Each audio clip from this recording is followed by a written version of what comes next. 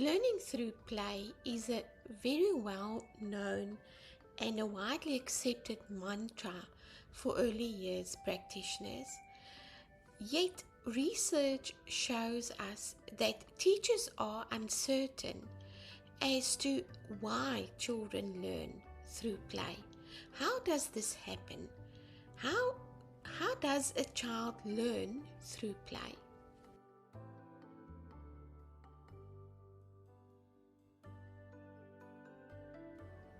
If an activity is planned and structured and purposeful, is that still play? Or does it depend on who is doing the planning and structuring and who's deciding on the purpose? So these are crucial questions that we need to clarify, because what exactly is play? And how does it support children not only to gain specific skills and knowledge, but also to be effective learners? Children do not identify all of their activities within an early years setting as play, and especially if it's a tabletop activity or when they have not chosen it. Adults may think that they are planning playful activities for children, but often children do not view these activities, especially the planned activities, as playful. What is extremely important is to remember that children can learn through all of their experiences, whether it's play or not. Children learn through taking part in everyday activities which are not play, particularly when there is a conversation about what is going on.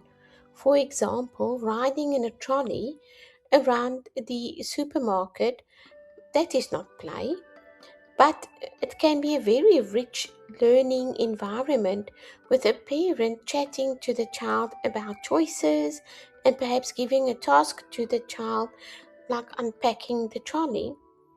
Children learn through stories and talking about pictures in books. They learn through structured activities that adults plan with a particular learning intention. And they also learn through being told about things by people whom they trust.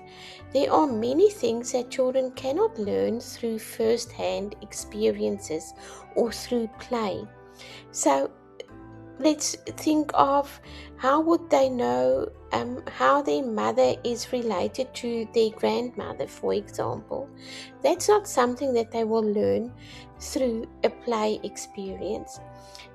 Seeking information from others fueled by plentiful why questions is an important way that children supply themselves with pieces to fit into their growing understanding.